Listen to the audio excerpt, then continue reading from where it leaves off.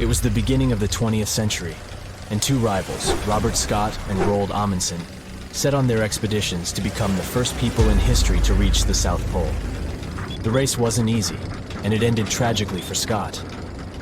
Amundsen has won and set his tent on the pole before his rivals. A member of Scott's expedition known as Terra Nova, British geologist Thomas Griffith Taylor, not only survived the harsh conditions, but also made an unexpected discovery. He found a waterfall of what appeared to be blood at the rocky base of the glacier, which now has his name, in 1911. It took scientists more than a century to figure out what is behind the eerie coloring. A team of American scientists journeyed to Taylor Glacier with powerful electron microscopes to analyze its contents. Previous studies had scratched the surface of the Crimson Enigma, but no one had previously done a full-scale analysis of its mineralogical makeup. These researchers unleashed a whole arsenal of analytical equipment and spotted little iron-rich nanospheres. These teeny-tiny particles, 1/100th the size of human red blood cells, originate from ancient microbes. They flourish abundantly in the meltwaters of Taylor Glacier. These nanospheres are jam-packed with iron, silicon, calcium, aluminum, and sodium, forming a unique composition that paints the subglacial water a vivid shade of red. These nanospheres don't have the usual crystalline structure found in minerals, which is why previous detection methods failed to spot them. Taylor Glacier's icy depths harbor an ancient microbial community that has thrived in isolation for thousands or possibly even millions of years. This discovery could help us in the search for life outside of Earth. Dr. Ken Levy, a research scientist at Johns Hopkins University, has some impressive expertise in planetary materials and the analysis of Martian samples. He decided to find out what would happen if a Mars rover landed in Antarctica. Could it figure out what makes bloodfalls so mesmerizingly red? So, researchers treated bloodfalls as a simulated Martian landing site. They used techniques inspired by the rovers exploring the red planet. The samples they collected were sent to Johns Hopkins processing facilities. There, Livy unleashed the power of transmission electron microscopy and revealed the enigmatic nanospheres. He made the conclusion that our current methods of analyzing other planets' surfaces with rovers fall short. They can't unravel the true nature of environmental materials, especially on chilly planets like Mars. These materials might be super tiny and non-crystalline, throwing off our detection methods. To truly grasp the essence of rocky planets, we'll need transmission electron microscopes. Strapping one onto a Mars rover isn't feasible yet, but it could mean a start of a new era in space exploration. Have you ever seen a waterfall on fire? Every February, when the stars align just right, Horsetail Fall in Yosemite National Park gets a sensational makeover. As the sun sets, its rays hit the waterfall at the perfect angle, transforming it into a blazing display of vibrant orange and red hues. We don't know exactly who and when discovered this natural miracle. The original valley dwellers may have known about it, but they kept it to themselves. It wasn't until 1973 that photographer Galen Rowell captured the first known photo of the waterfall, bringing it into the limelight. Since then, the firefall has become a global sensation, spreading like wildfire on social media and drawing crowds from far and wide. This magnificent cascade draws hundreds of spectators every year, but they can only see the show under certain conditions. First things first, Horsetail Fall needs a flowing stream. If there's not enough snowpack in February, the waterfall won't have enough water to create the magic. The temperatures must be warm enough to melt the snowpack during the day. If it's too chilly, the snow will stay frozen, and the fiery spectacle won't ignite. Second, we need a clear western sky at sunset. Those sunbeams need a straight path to hit Horsetail Fall and make it come alive. And since the weather in Yosemite is ever-changing, clouds can magically clear up just in time for the show. If all the conditions are just right, you'll witness the Yosemite Firefall in all its glory for about 10 minutes. The mystery of the sailing stones in California's Death Valley National Park has puzzled scientists for years. Heavy stones seem to have a mind of their own and move across Racetrack Playa, a dried-up lake bed. They leave behind a trail on the cracked mud. There were all kinds of theories to explain this phenomenon. From magnetic fields or dust devils, which are strong whirlwinds, to mischievous pranksters. No one has actually witnessed these rocks in action, which only added to the mystery. In 2006, a NASA scientist named Ralph Lorenz entered the scene. He was studying weather conditions on other planets, but he couldn't resist the allure of Death Valley and those elusive sailing stones. He had an eureka moment while tinkering at his kitchen table with a Tupperware container. Lorenz filled the container with water, leaving a small rock poking out, and chucked it in the freezer. Then he placed this icy construction in a big tray of water with sand at the bottom and gently blew on it. The rock began to glide across the water, leaving a trail in the sand. Lorenz had been studying how ice can make big rocks float and move along tidal beaches in the Arctic Sea. Applying this knowledge, he and his research team figured out that, under certain winter conditions in Death Valley, enough water and ice could form to make the rocks float across racetrack playa in a light breeze. And as they glided, they left their mark in the muddy terrain. The River of Five Colors, Cano Cristales in Colombia, has the unofficial title of the most beautiful river in the world. For most of the year, it looks like any other regular river. The real magic happens between the wet and dry seasons, when the water level is just perfect. This unique river floor is lined with a special plant, and when the conditions are right, it bursts into a dazzling display of colors. Think vibrant reds, stunning yellows, and lush greens, all mingling with the blue water. It's like stepping into a living rainbow with 1,000 shades in between. This phenomenal display only lasts for a few weeks, from September through November.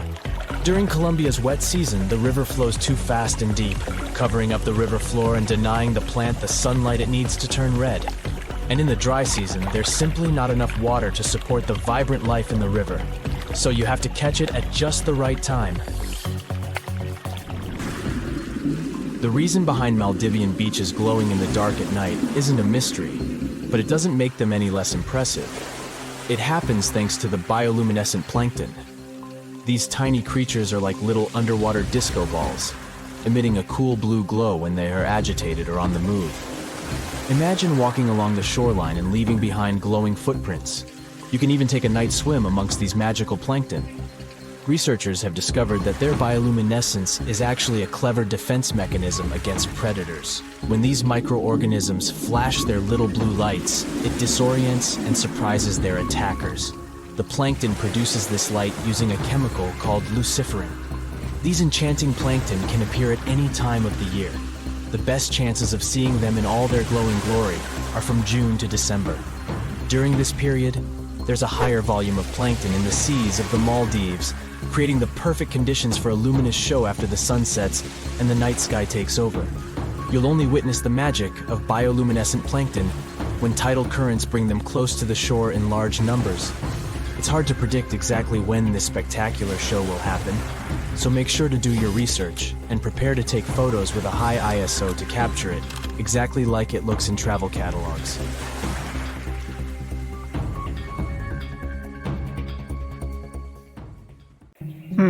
On the outside, the surface of this lake looks like the aftermath of a disaster. Empty tree trunks spike out of the turquoise waters. The lake is surrounded by mountains, making it a quiet but unsettling place. But those who dare to swim under these dangerous waters will soon discover a whole new world. This isn't the beginning of a fairy tale. It's the actual story of Kayindi Lake, located in Sati, Kazakhstan. Back in 1911, an earthquake caused a major landslide in this location. The valley created eventually filled up with rainwater, practically submerging the forest. The trees that are located above the waters might look very sad, but beneath the surface, they remind you of an underwater forest. Since the waters are crystal clear most of the time, you can still see this fascinating view even from its shores. The ice-cold water makes this lake so tricky and, at times, even dangerous. And don't forget about all the algae, plants, and submerged trees that can rapidly become risky obstacles. Hey, I enjoy a steamy hot bath, but this boiling lake I'll tell you about now is really the stuff of scary dreams. It's located on the Caribbean island of Dominica, and its waters have temperatures between 180 and 197 degrees Fahrenheit. And that's just around the edges, since no one has ever dared to reach the middle of the lake to measure its core temperature. It's true that the heat can go down from time to time, but you never know when these waters may start to boil again. The place is also dangerous because of the gases it releases, such as carbon dioxide. It doesn't smell nice, trust me, but that's mostly because of the sulfur stuck in the steamy air. This seemingly calm lake also carries a dangerous surprise. Lake Methane, located in West Province, Cameroon. It's one of the few erupting lakes on the whole planet, similar to a volcano, and most of the time it does so without any warnings. Its last eruption dates back to 1894, when it caused serious damage. The chemical mechanism of such lakes works like a can of soda that you shake before opening. There are risky gases on the bottom of the waters, so any disturbance on the surface may trigger their eruption.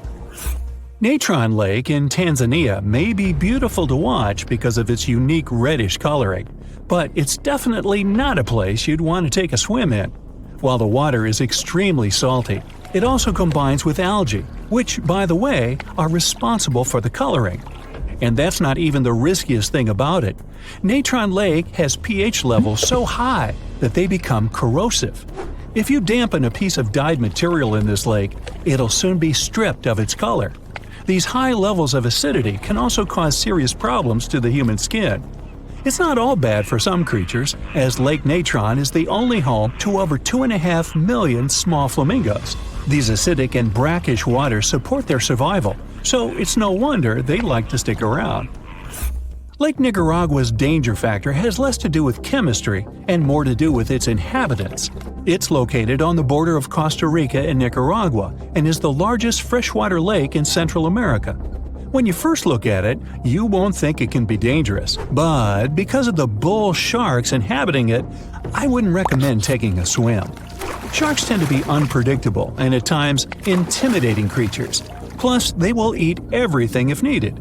Scientists initially believed this species of shark was only found in this lake, but they soon discovered that people had seen the same sharks in the Caribbean Sea. These astonishing creatures not only cross a distance of over 120 miles to get here, but can also adapt to freshwater, something not all fish can do. Belize's Great Blue Hole may seem alluring to divers. I mean, it has a gorgeous deep blue color and is pretty close to the mainland, about 62 miles. The problem is that beneath the surface of these tranquil waters is a mixed-up series of tunnels which contain many types of coral and other wildlife. These caves are what makes diving through the Great Blue Hole tricky. More so, specialists discover that deeper into the waters there are fewer and fewer creatures. Why? Because of a hidden layer of hydrogen sulfide that spans over the whole width of the sinkhole. Since there's no oxygen, no creature can ever survive this deep into the hole. Lake Lanier is the largest lake in the state of Georgia. It has a lot of visitors each year, about 11 million, so that's about the same number as visiting the Louvre Museum in Paris. Despite its popularity, a lot of accidents happen on this lake, and nobody knows for sure why. One of the explanations may lie beneath the surface of this mysterious lake. There's a lot of debris and rubble in there, along with random objects that have been tossed in, like boats, lawn chairs, and even fishing wire. All this creates a tricky underwater obstacle course. With the added low visibility on the surface of the lake, this place can become risky to navigate.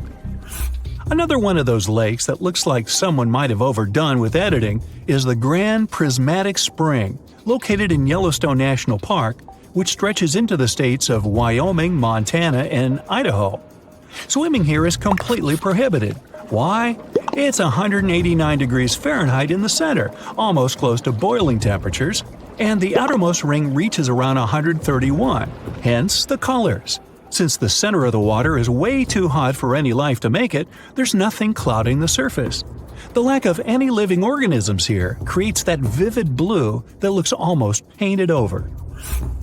On the small Mediterranean island of Cyprus, there's not a lot of rain during the summer, That's why some bodies of water here become so dry that in certain areas they get covered in a layer of baked salt. It's the case for the Larnaca Salt Lake. Now don't be fooled by the eerie landscape. These lands can easily become a trap. That's because it's easy to get confused about what's actually a dry surface and what's just a thin layer of salt on top of water or mud. More so, underneath the crust are salt crystals, which can cause problems for people's skin. Sameesan Hole is one of the most dangerous places to swim in the whole of Thailand. It's because it's very deep, reaching 280 feet, and gets extremely dark. At certain points, as divers get lower, they can even reach places with zero visibility. No wonder a lot of people get confused and can't seem to find their way up anymore.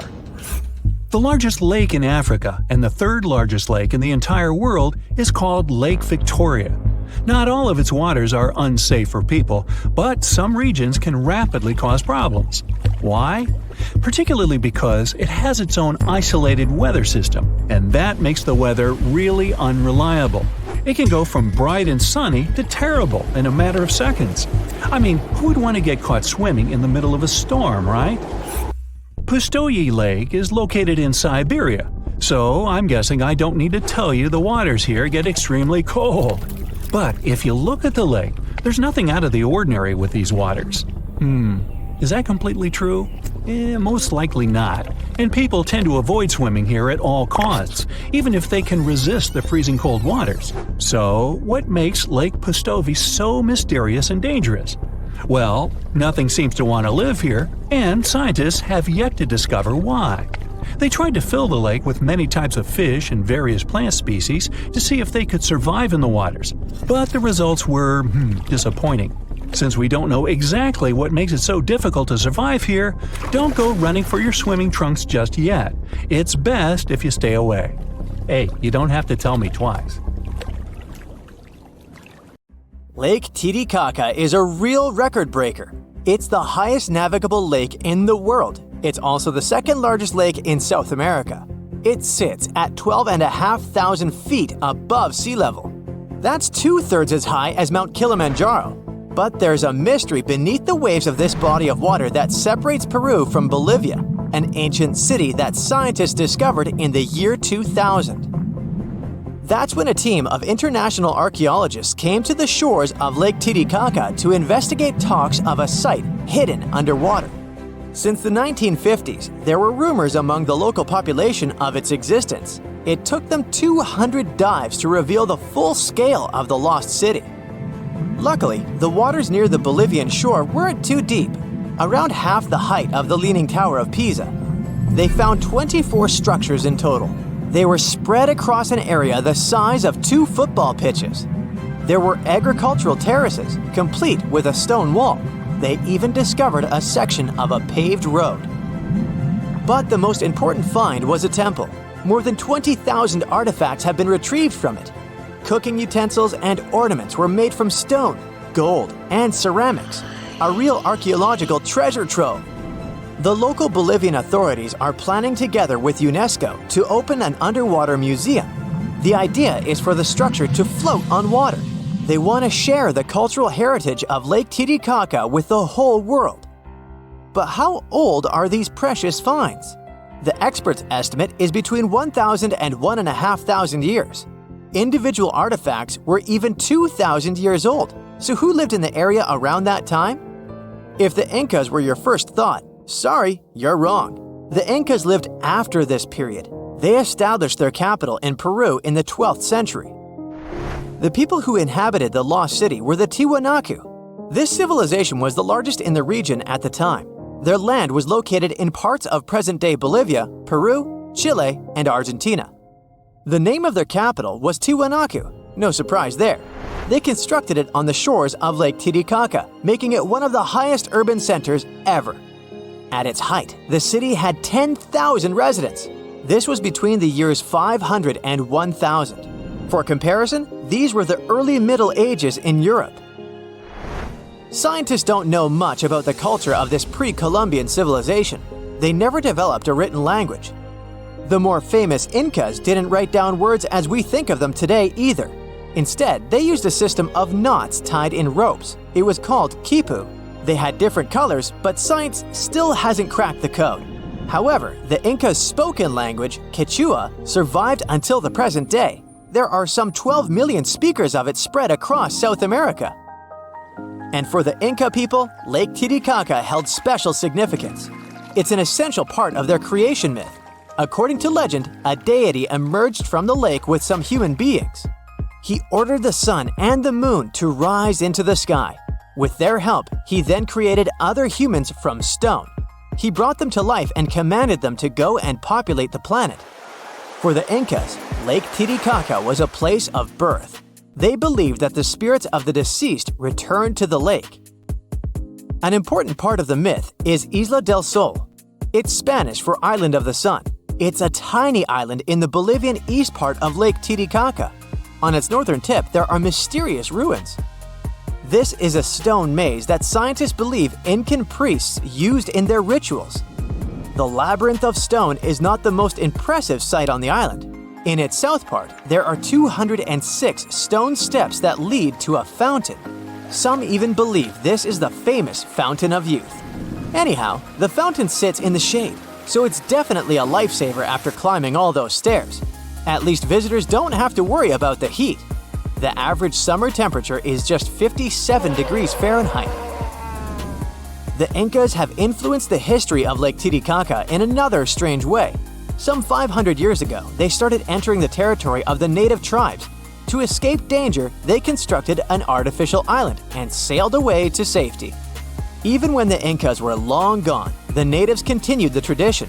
Today, there are some 120 of these human-made islands floating in the northwestern part of the lake. They are home to around 1,300 people. The natives make them from totoro reed, a durable, water-resistant plant that grows in the area. Lake Titicaca's rich cultural history has earned it its Incan nickname, the Cradle of the World.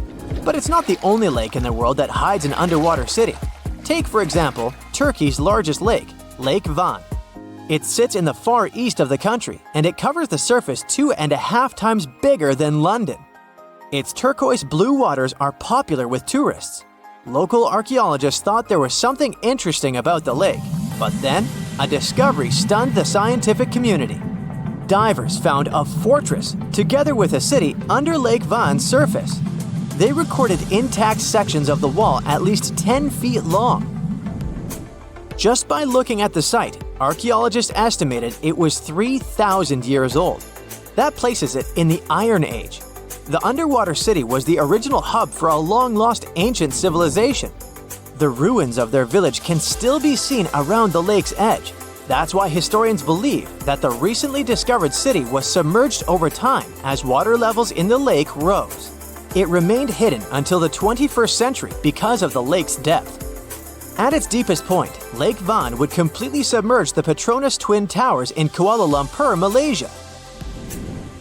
The second largest lake in the Middle East was excellent at hiding ancient secrets. Just like Lake Atitlan in southwestern Guatemala, it got its name from a Mayan city that today lies underwater. But it wasn't always like that. Some 2,000 years ago, the Mayan settlement sat on an islet in the middle of the lake. Their view must have been impressive as it is today. Lake Atitlan is inside a volcanic crater in a spectacular highland setting. 3 cone-shaped volcanoes rise on the horizon above the water surface. No wonder people think this is the most beautiful lake in the world. But the Mayans had to abandon the settlement as water levels became too high. Experts believe that the root cause for the loss of the city was an ancient volcanic eruption. The estimated surface area of the site is about half the size of New York's Ellis Island. It now sits at a maximum depth of 65 feet. Scientists geolocated the site and are in the process of mapping the lake floor. They've discovered numerous buildings, pieces of ceramics, and stelae. These are stone slabs that stand upright and commemorate an event or a person. But these are not the only archaeological sites hiding under the waters of Lake Atitlan. Sama Bay was the first underwater Mayan city that the world heard about. A Guatemalan diver discovered it by chance in 1996. The funny fact is that he named the site after himself. There's a good reason for this. At first, no one believed the recreational diver and a native to the region. His grandmother had told him legends of a sunken church.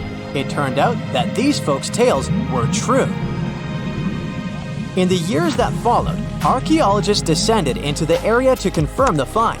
They mapped the site using sonar technology. They even excavated parts of the structure that were lying on a raised section of the lake bed. The reason it went under, literally, was probably a volcanic eruption or a landslide. The intact pieces of ceramics they found suggested that the inhabitants left in a hurry. This happened around the year 250, at the height of the Mayan civilization. The tranquil-looking Lake Manaon in Cameroon is one real trickster. At first, it may seem calm and peaceful, but this lake is like a fiery volcano waiting to erupt at any moment. And it doesn't even have the decency to give any warning signs. Its last outburst was way back in 1984, which caused a bang that left everyone in awe. It's like the lake's got a soda can mechanism down there. Or, in technical terms, it experiences a limnic eruption. This rare phenomenon happens when gas from deep under the water suddenly erupts. Certain things have to happen prior for it to occur, though. There are some things you can look out for if you feel worried. For starters, if the vegetation around a lake looks a bit flattened, it might have previously experienced a limnic eruption. That's because the water can pop up with a lot of pressure and overflow. The water being a bit warmer all of a sudden can also mean you need to head to safety. There's this lake in Kazakhstan that looks like a total disaster on the surface, with empty tree trunks sticking out of the water. Not cute. But if you're feeling daring and want to take a swim, you'll be transported to a whole new world. Its story goes back to the year 1911, when there was a landslide that filled the valley with rainwater, completely submerging a local forest. As mesmerizing as it might sound, it's no easy task to dive in. The water is freezing, and all the algae, plants, and submerged trees make it a risky obstacle course. Have you heard about this scorching lake on the sunny Caribbean island of Dominica? The water around the edges is at a sweltering 180 to 197 degrees Fahrenheit. No wonder no one has the guts to measure the middle. It's that hot. Sure, the heat may go down once in a while, but who knows when those waters will start boiling again? Plus, this place is full of nasty gases like carbon dioxide. Because of them, let's just say it doesn't exactly smell like roses. More like rotten eggs. So unless you want to end up looking like a boiled lobster, I suggest you stay away from these waters. If you're planning a trip to Tanzania, you might want to think twice before diving into Natron Lake. Sure, it's got a beautiful reddish hue, but that's thanks to some bacteria that call this lake home. And don't even get me started on the pH levels. They're so high they might even strip the color off your swimsuit. But hey, at least the flamingos like it there. Those acid-loving birds are living their best lives in a group with 2.5 million of their closest feathered friends. How come these birds manage to thrive there, you might wonder? Well, no predators means no stress, which equals easy breeding. They also love feasting on that fancy bacteria, which makes the water all pink. You may think that Belize's Great Blue Hole is just calling out to you with its stunning blue hues and close proximity to land. But hold your flippers, because there's a catch. Sure, it's about 900 feet across and 300 feet deep, but lurking beneath the surface is a confusing patterns of tunnels filled with coral and wildlife. It's like finding your way through a maze at a theme park, but with more fish. And as if that wasn't tricky enough, the deeper you go, the fewer creatures you'll encounter. Why, you ask? Well, it turns out that there's a sneaky layer of hydrogen sulfide that covers the entire width of the hole, depriving any living creature of oxygen. Plan on heading to the Devil's Kettle waterfall in Minnesota? This one won't necessarily be dangerous for you, but you might end up losing some of your stuff out there if you don't pay attention. That's because this waterfall experiences a phenomenon that's a real head-scratcher for geologists.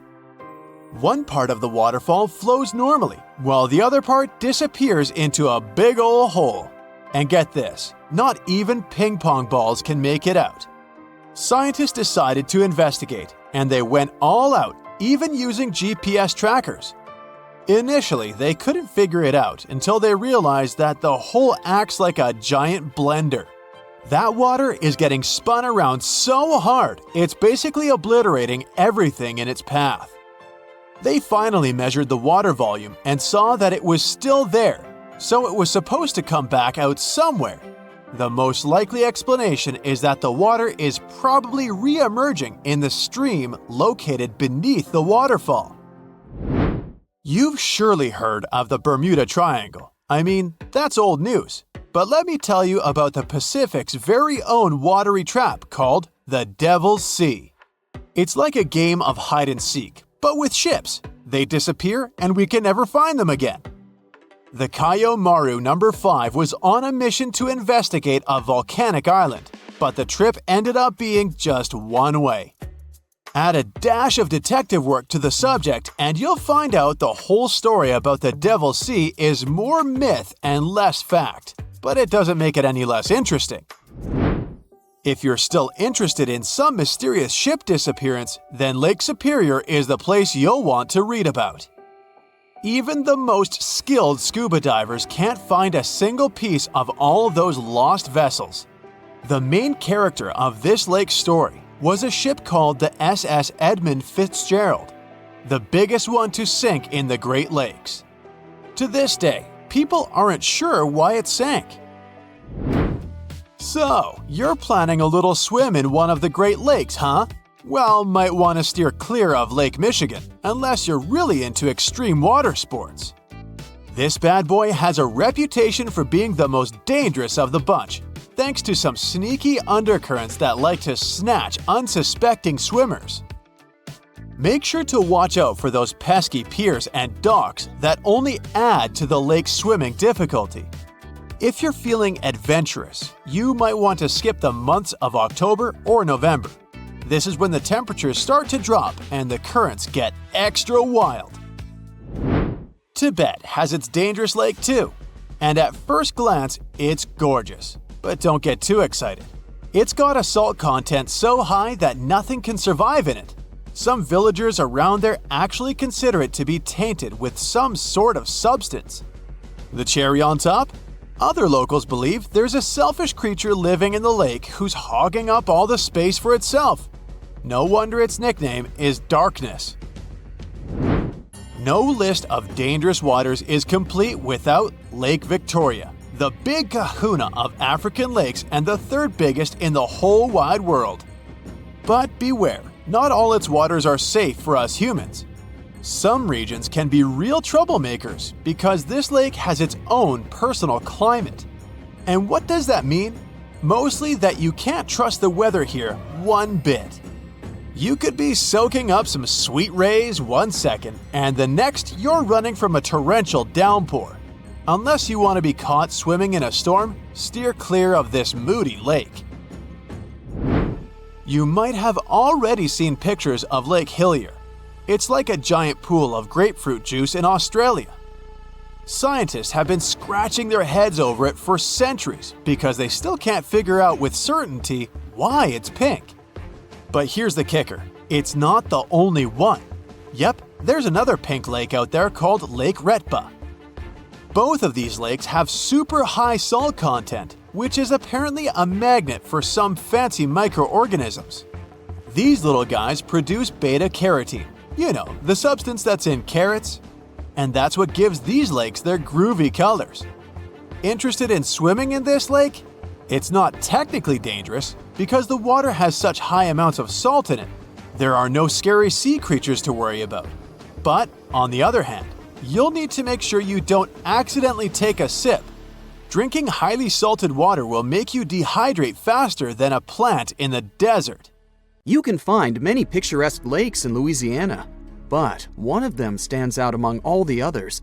This deep lake is calm and beautiful, but its origin is closely connected with the story of a large-scale disaster that changed the entire ecosystem. A catastrophe that people managed to miraculously survive. And this disaster happened because of a mistake of just one person. To discover the incredible history of Lake Pinure, let's move back in time to more than 40 years ago. So, it's 1980, early morning of November the 21st. Several workers start their shift. They continue searching for oil. A drill on an oil rig in the middle of the small Lake Pinure is an important part of this process. The depth of this lake is about 11 feet. If a grown-up person stands on its bottom and raises their hands, their fingers will reach the surface of the water. Everything goes without problems at first, but then the drill stops. It seems to have jammed at the bottom. Workers try to free the drill, but they can't do it. The engine gets overloaded, and people hear a few pops coming from below. At this moment, the entire rig begins to lean toward the water. The workers on the platform realize that something terrible is happening, so they run to the shore. A strong rumble comes next. The colossal $5 million drilling rig, with a height of a 15-story building, is slowly sinking into the water. But the lake's depth is no greater than a 1-story building. How is it possible? Imagine the water leaving your bathtub through the drain hole. The same thing is happening to the lake now. The drill has punched a small hole in the walls of a salt mine, whose tunnels run through the rock under the lake. And now, millions of gallons of water are pouring into these tunnels. The created pressure is 10 times as great as that in a fire hydrant stream. The miners find out about the disaster. While the water is flooding the tunnels, they're trying to evacuate from the mine. 50 people are making their way through the water and mud using mine carts. A slow elevator can only lift 8 people at a time. It takes 7 approaches to evacuate all the miners. Can you imagine how the people at the end of the line feel? The devastating flood is behind you, and several dozen people and 1 slow elevator are ahead. Fortunately, all the people manage to escape. The water displaces the air from the mine, compressing it. First, it breaks through all the tunnels, and then it comes out from the ground in the form of geysers. But the disaster doesn't end there. A large funnel forms in the middle of the lake. The hole is expanding, pulling more water inside. The land around the lake begins to crumble and fall into the mine. Along with the soil, the funnel pulls in 11 barges, a tugboat, the entire oil platform, and many trees. The whole beach around the lake disappears. There's so much water in the salt cave that the direction of the flow of the nearest river changes. Now, not only the lake, but also the water from the surrounding area is flooding the mine. The funnel is expanding. From the side, you can see the formation of a massive waterfall with a height of 164 feet. This is the height of a 16-story building. At this moment, it's the highest waterfall in Louisiana. Fortunately, the destruction doesn't last long. 2 days have passed. The mine is completely flooded. The funnel has disappeared. The water calms down. Several days ago, it was a shallow lake. Now it has a new bottom, located at a depth of 200 feet. This changes the ecosystem forever. New species of fish and animals appear there. The drilling company paid a fine of $45 million to compensate for the damage to all flooded enterprises. Of course, people investigated the cause of this disaster. It turned out that the engineer made a mistake in the maps. He used incorrect calculations to select the drilling coordinates and got to the salt mine. There is another lake with a huge funnel inside, and it's also artificial. But this time, people created it on purpose. Welcome to California, to Lake Berryessa. Previously, there was a small farming town of Monticello near the lake. In the last century, people built a dam here. But during the rainy season, the water level in the lake rose and poured over the dam's edges. Water flooded the land and washed away roads. You need to make the dam even higher to solve the problem, right?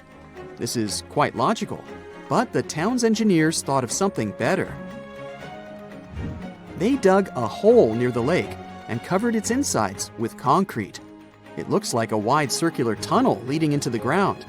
During the rainy season, the level of the water rises high enough to reach the pit, and millions of gallons of water pour into it. It resembles a giant drain hole in the bathroom. All the water entering the hole travels through a horizontal tunnel and gets into the nearest bay. This is an effective and practical invention and an excellent attraction for many tourists. Skateboarders also like to hang out here. When the water level is low, they gather at the bay, near the place where the water flows out. The round tunnel is an excellent playground for skateboarding. We're moving to the desert of Yemen. There, we're also looking for a hole, but without a lake this time. This hole, the size of a basketball court, is in the middle of the desert. Scientists still don't know what's at the bottom of the hole or what formed it. But the locals are sure this pit is a portal to the underground world where evil spirits live. Even if you don't believe in all this, the giant hole in Yemen can still scare you. Sometimes, strange, frightening sounds come from the depth of this black abyss. And there's always an unpleasant smell of rotten eggs wafting out of there. The hole is so dark, it absorbs sunlight. You won't see anything, even if you point a flashlight inside. People have studied this place with the help of powerful optical lenses and drones, but they couldn't see anything except the frightening darkness. From a distance, this place looks like a blob of black paint in the middle of a golden sandy canvas. Even now, the giant hole in Yemen is one of the most poorly studied and mysterious places on Earth. But recently, a group of brave people got down to its bottom. They found stalactites, snakes, and even waterfalls there. Scientists are trying to figure out how the hole appeared and how old it is. Some say that the hole was caused by construction works when geologists were drilling the soil in search of minerals. The drilling process made the surface of the ground collapse. And now let's visit another famous hole hidden under a huge amount of water. It's the Mariana Trench. This is the deepest pit on Earth, located in the western Pacific Ocean near the Mariana Islands. It's so deep, it can fit 1.5 Everests. To dive to the bottom, you need special equipment that can withstand intense water pressure. It should be a sturdy bath escape with an ample supply of oxygen. It's expensive, but the trip is worth it. In the Mariana Trench, you can meet unique, strange creatures you will never see on the surface or in some other region of the ocean. Toxic crayfish and microorganisms feeding on a substance that looks like oil live here. You can meet fish with transparent bodies and see their organs and skeleton. Creepy, toothy monsters similar to anglerfish can swim by. These creatures seem fragile and harmless. But look at yourself. You're inside a bath escape made of alloys of several metals. Water pressure can turn an ordinary car into flatbread here. And these fish with transparent bodies swim as if they're just hanging out in the pool. Let's check out one interesting town surrounded by mountains and woods in upstate New York. This place sits right on a big lake, and the city is called Lake George. People like to come here to go fishing, boating, and take up other water activities. You can meet many fishers, athletes, and a screaming man standing by the shore. Lake George is one of the most popular places in the northern part. Wait a minute, what? A screaming man? What does it mean? Yeah, people come to the shore, look towards the lake and the mountains, and just scream loudly. It looks pretty weird from the outside. Here's a young guy screaming, then he leaves, and a girl stands in his place. She starts screaming too, and then she offers you to do the same. Okay, you come to the spot where she was standing, turn towards the water, and shout. Wow! The sound of your voice echoes back to you. You hear yourself as if the sound wave passed through a giant megaphone. Your scream sounds distorted. It's unbelievable. You get closer to the shore and start screaming again. But this time, the magic is gone. You hear your usual scream. You return to that point, and here's the sound of your cry rising to you again with an echo. But how does this happen? Look where you're standing, the girl tells you. You're standing on a round concrete platform with an engraved image of a compass. Right on the compass, you see a blue map of the lake. In the center of this pattern, two compass lines intersect and form the X symbol. Anyone who stays in this exact spot and shouts towards the lake will hear an incredible echo of their voice. It's as if your scream is coming back to you from another dimension. But the most exciting thing is that people standing nearby don't hear it. They see you as just a screaming person with an ordinary voice. They can hear the echo only in this X spot. Scientists still can't explain this acoustic phenomenon or figure out the reason for this behavior of the sound waves. All they have is guesses and theories. The concrete platform is surrounded by a small curved wall from the lakeside. Some people think that your voice resonates from this wall and creates this sound effect. Many places have similar semicircular walls, but they can't play such an acoustics trick. Another theory says that mountains and water somehow create the echo effect. There's also an old legend according to which a magical creature appeared at this spot. It shouted towards the water, and its wisdom has echoed throughout the lake ever since. I still think the sound resonates from the wall, but let's move on. We have more places to go. The next incredible location we're going to drop by is in California. Welcome to Lake Berryessa. Just stand on the shore and watch. Everything seems normal, beautiful nature, clean, calm water, but there's a huge deep hole in this lake into which millions of cubic feet of water are pouring per second. But don't worry, this is not a natural anomaly or a tunnel to the underworld. It's the glory hole, and people created it. Lake Berryessa is in the area where the farming town of Monticello used to stand. In the last century, people built a dam next to the lake. During the rains, the water level rose and overflowed beyond the edges of the dam. To solve this problem, engineers built a vast hole. To give you an idea of how vast it is, imagine an ant standing on the edge of your bathtub with water flowing through the drain hole. The glory hole is as big for you as the drain hole would be for the ant. The water goes through a long horizontal tunnel and enters the nearest bay. The glory hole is a local attraction and a popular place for tourists. Now let's move to the Caribbean region for another fascinating location. Here, among the clear blue sea, you can find a unique lake on one of the dreamlike islands. Its entire territory looks like a giant concrete platform. But don't swim in it. Steam emanates from the lake's surface because of high temperatures. Almost all the water here is liquid asphalt. Pitch Lake is the largest asphalt deposit in the world. Its depth is 250 feet, which means that a passenger Boeing can fit there in an upright position. Scientists haven't yet studied the lake thoroughly. They think there's a fault in the Earth's crust underneath it. Natural gases and oil pass through this crack and mix with water. Then, all this liquid goes through many chemical reactions and turns into asphalt. The lake contains about 10 million tons of hot material, according to rough estimates. Theoretically, no life can exist in such conditions, but scientists discovered a colony of microbes there.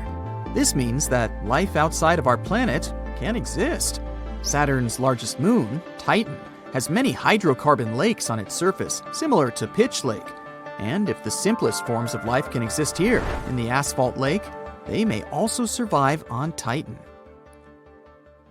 Our next unusual lake is in a pretty unexpected place, in the driest region on Earth. And these are not hot dunes and lifeless plains. This region is in Antarctica. A dry area is not where it's hot, but where there's almost no precipitation. The desert is not heat and sand, but the absence of life. Some areas of Antarctica meet these two criteria. It's so cold here that a mug of tea can freeze in a minute. But the lake we want to see doesn't freeze. Although it's not even a lake, but a pond, because of its tiny size and depth of several inches. It resembles a large puddle of icy water. It doesn't freeze because Don Juan Pond is one of the saltiest reservoirs on the planet. Salt prevents water from turning into ice. But the most interesting thing is the lake's origin. Scientists still don't know how it appeared here. Our next stop is in the southern part of Tunisia. In 2014, a strange lake appeared out of nowhere, right in the middle of the desert. No one knows when the lake was born, since this part of the region is sparsely populated, and people don't live in the area around the lake. Shepherds passing by were the first to have noticed the lake. They told the locals about it. A few hours later, hundreds of people came to the place to swim in the clear, cool water. The lake became a popular place, but after a few days, something strange happened. The water turned dark green. The locals didn't care about this and continued to bathe in the lake. But when scientists and geologists arrived at the place, they immediately declared that the water was dangerous. They said the lake was stagnating. It didn't refresh itself from underground streams, and the rains didn't feed it either. The water became moldy and dirty, and then turned green. The lake contained algae and a lot of harmful bacteria dangerous to the human body. Scientists also found out that the land in this region had phosphate deposits. This substance can decay and become radioactive. But the locals didn't take the scientists' words seriously. Just imagine that you're wandering in the desert under the scorching sun and notice a cool green lake. Few people will refuse to jump in there. The origin of this lake remains a mystery. Some experts think that heavy rains have filled a hole in the ground with water. Water has probably accumulated in the shadow of rocks surrounding the canyon. But another, more frightening theory says that an earthquake formed the lake. The seismic activity must have torn the Earth's crust above the water table. Then, underground springs spilled out of the depths and filled this crevice. This means that all the water that came here can pour back out. Imagine pulling the plug out of the drain hole in a bathtub. Any small earthquake can make the lake's plug fly out. In this case, the gap can take all the water back underground. So let's hope there won't be any swimmers in the lake at that moment. You're walking along a hot desert under the scorching sun. You run out of supplies. There's no more water. You dream about rain, but there are no clouds in the sky. With each step, you lose more and more strength and fall. You notice a small pond nearby. Is it real water or just a mirage? You can't get to your feet, so you crawl there. The water is getting closer by the minute, but not because you're moving towards it. It's the water approaching you. In a few minutes, the pond area increases. Here, you're already in it. A small lake is formed, 60 feet deep, at the place where the piece of desert was. This real event happened in 2014 in the Tunisian desert. No one knows exactly on what day the lake appeared, since this part of the south of Tunisia is sparsely populated. At first, shepherds passing by saw the lake and didn't believe their eyes. In the next few hours, hundreds of locals came running to the place. They began to swim, jumping into the water from the surrounding rocks. But a few days later, something strange happened to the lake. In the beginning, it was a crystal clear turquoise blue color, but then it turned dark green. People didn't attach any importance to this and continued to swim. They shouldn't have done that. The scientists and geologists arrived and immediately announced that it wasn't safe to swim in the lake. Muddy green water means the lake is stagnating. It's not refreshed, it's not fed by underground springs. Now the lake is filled with algae and a lot of harmful bacteria that can cause serious diseases. They also found out that this region of Tunisia is filled with huge deposits of phosphate. This substance can disintegrate and leave radioactive traces. The lake can be carcinogenic, toxic, and hazardous for any living organism. But people didn't worry about this too much. They walk in the middle of the desert, while the sun heats the air to 104 degrees Fahrenheit. Most of them are unlikely to refuse to jump into cool water, despite the warnings of scientists. Until now, no one knows exactly the reason for the appearance of the lake. Some scientists believe the lake was formed because of heavy rains. The lake is surrounded by rocks and is located inside a canyon. The water could just accumulate after each storm. Some geologists think an earthquake was the cause of the lake. A small seismic activity provoked the rupture of the Earth's rock above the water table, and through this hole, all the water splashed out. And if this theory is correct, then the lake can be pulled back underground through cracks. This is the same as when you pull the plug out of a drain hole in a filled bathtub. Any small earthquake is like pulling the plug out. Therefore, if you find yourself in these places, don't swim in this radioactive lake. We're going to the Caribbean Islands region. Among the clear blue sea, you can find a unique lake. It's located on one of the Paradisical Islands. You may not even notice the lake right away. The entire territory may seem like a huge concrete platform, but the main thing is not to step on its surface. Pitch Lake is a lake filled not with water, but with liquid asphalt. This is the largest asphalt deposit in the world. Steam is coming from all over the lake as it's hot. The depth of this lake is 250 feet. An entire passenger Boeing could fit there in an upright position. The lake is not fully studied, but scientists believe there's a deep fault in the Earth's crust under it. A huge amount of oil seeps through it. It passes through various chemical compounds and turns it into the asphalt. According to rough estimates, there are about 10 million tons of hot material inside this place. Theoretically, no life can exist in such conditions, but scientists have discovered a colony of microbes. Somehow, these creatures have learned to survive here. This also suggests that life outside of our planet may exist. The largest moon of Saturn, Titan, has many hydrocarbon lakes on the surface. And if the simplest forms of life appeared among 1 million tons of molten asphalt here on Earth, then nothing prevents them from appearing on Titan. We're going to Indonesia, to the island of Java. You need to climb a large volcano to see the next phenomenon. The volcano is overgrown with grass and trees, but it doesn't seem to be sleeping. Smoke is pouring out of its mouth. You climb to the top and see a clear lake instead of boiling magma. The blue sky is reflected in its bright turquoise surface. But don't try to jump there. This lake is filled with acid. The magma inside volcanoes comes from the deep bowels of the Earth's crust. The incandescent liquid consists of many molten metals and chemical compounds, and the lake is filled with particles of these metals. In addition, the volcano emits sulfur dioxide gases. When they combine with metals, they form a beautiful turquoise color. You'd better come back here at night. In some places, a lot of sulfur is concentrated. These accumulations come out of the lake and come into contact with the air. When this happens, everything around bursts into bright blue flame. It's safe to observe this from the side, but don't get too close.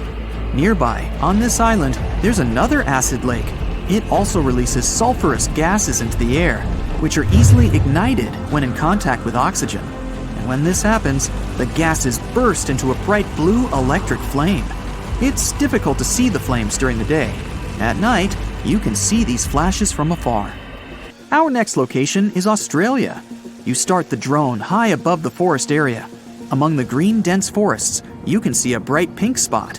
It's our lake. This time, the beautiful pink color may not stop you from swimming. You can relax here and take beautiful photos. The lake attracts thousands of tourists, but scientists have only recently been able to find out the reason for the unusual color. At the bottom of this salty lake in Melbourne, special algae grow and secrete a red pigment. In combination with sunlight, high temperatures, and a small amount of precipitation, it turns the lake pink. By the way, Australia is not the only place with such a phenomenon. There are lakes with a pink tinge of water all over the world. You can find them in Senegal, Bolivia, Kenya, and many other countries. The water of these places is also salty and contains the red pigment of unusual algae. We leave the hot beaches and fly to cold Canada. Here, we see a frozen Lake Abraham. We step on the ice and notice huge frozen bubbles inside. They resemble jellyfish, and there are thousands of them there. This is methane. It's a highly flammable substance.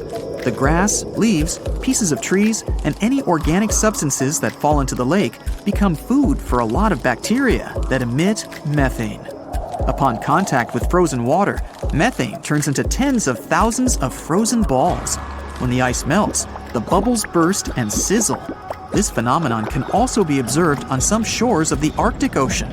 There, the size of the bubbles can reach several times more than balloons.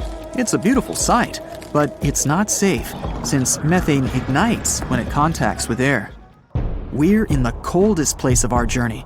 It's Antarctica, near the driest desert on Earth. A dry place doesn't mean it has to be hot. It's an area with minimum precipitation. The desert isn't sand and cacti, but a place where almost no living life inhabits. Some areas of Antarctica meet these two criteria. However, in this icy desert, you can notice a tiny lake. Its depth is only a few inches. Technically, it's a pond, but the most amazing thing is that it stays in a liquid form. The temperature here drops to negative 58 degrees Fahrenheit. The pond should be frozen, but this doesn't happen. Don Juan Pond is one of the saltiest reservoirs on the planet. The amount of salt here doesn't allow the water to freeze. Scientists have been studying this lake for more than 60 years, but they still can't find out the exact reason for the appearance of water here. In Utah, in the middle of the desert, there are striped ponds that seem to be something from another world. The color gets even more dramatic, contrasting with the red Moab desert. The ponds have those stripes because of the evaporation. The more water there is, the more vibrant the blue shades appear. The electric blue color is artificial, though. People add cobalt blue dye, so the water absorbs more sunlight and evaporates faster.